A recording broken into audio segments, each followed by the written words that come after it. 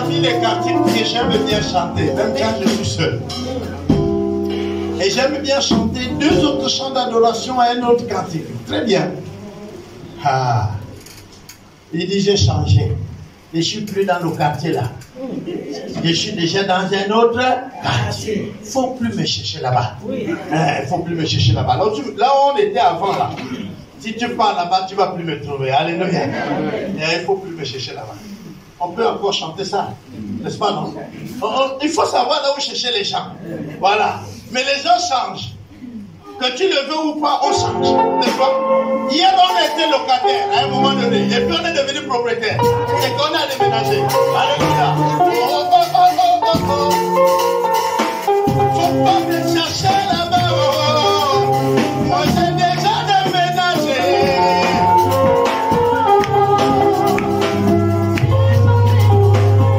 Dieu a changé mon histoire.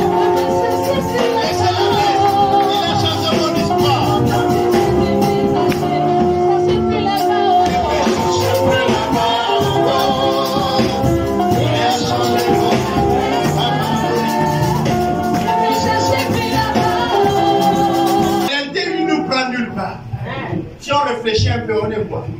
On était quoi? Et puis ce qu'on est, c'est lui qui a voulu. Alléluia.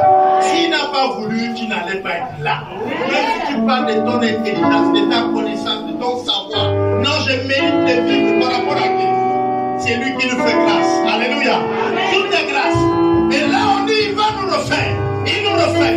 Il donne à certains l'intelligence, la connaissance, pour que tu sois là. Les autres, ils ne vont pas me chercher.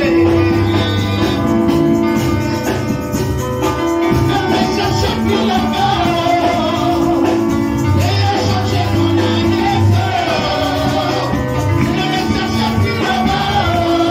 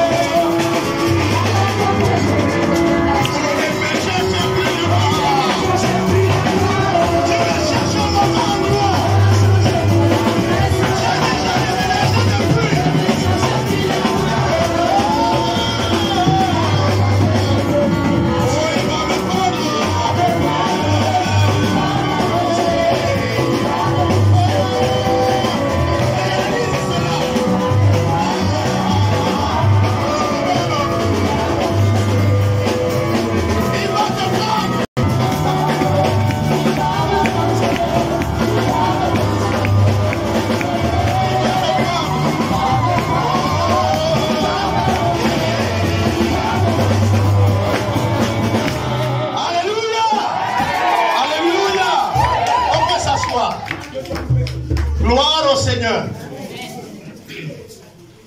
C'est la fin qui compte. Ce n'est pas le début ni le milieu.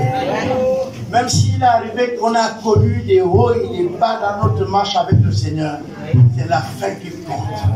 J'ai dit souvent, si on est encore vivant, on mérite la grâce. Si on est encore vivant, on mérite la grâce. Un jour, je discutais avec une jeune sœur qui croyait que son péché était tellement grave qu'elle ne pouvait plus mériter le pardon.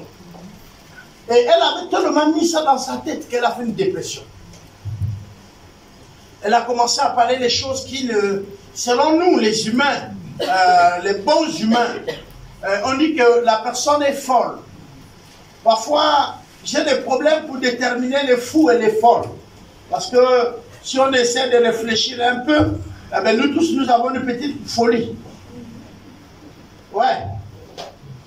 Parce que pour le fou qui ne te voit pas prendre la nourriture dans la poubelle, tu es fou. Ah non? Tu passes, il y a la bouffe, lui il mange. Mais il te voit passer, est-ce que tu es normal? Lui aussi, il est dans son monde, il te voit fou, pendant que tu le traites fou. Et puis, tous les chrétiens sont donc considérés comme étant les fous par rapport aux hommes du monde, n'est-ce pas? Mais la Bible dit que la parole que nous avons est une folie pour ceux qui ne connaissent pas Dieu. Donc, on risque d'être tous les fous. Chacun déclare l'autre fou. Mais nous connaissons que nous ne sommes pas fous, nous avons tenu la bonne part. Amen. Alléluia. Amen. Jésus pouvait le dire à Marthe. Il dit non. Vous vous agitez de tous les côtés. Mais l'autre a tenu la bonne part. Alléluia. Amen. La bonne part, c'est que même quand tout va mal, persévérons. Même quand c'est dur, persévérons. Nous allons voir la fin. Et c'est la fin qui est merveilleuse. Cette semaine encore, je bénissais le Seigneur.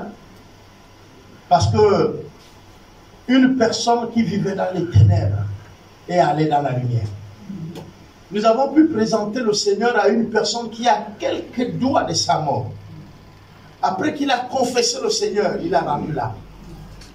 Et nous étions tellement contents que quand tout le monde pleurait, on les a dit, vous pouvez pleurer pour vous, mais nous on sait qu'il est dans la lumière du Seigneur. Il est dans la paix du Très-Haut. Alléluia. Amen. Il était considéré comme étant un ivrogne.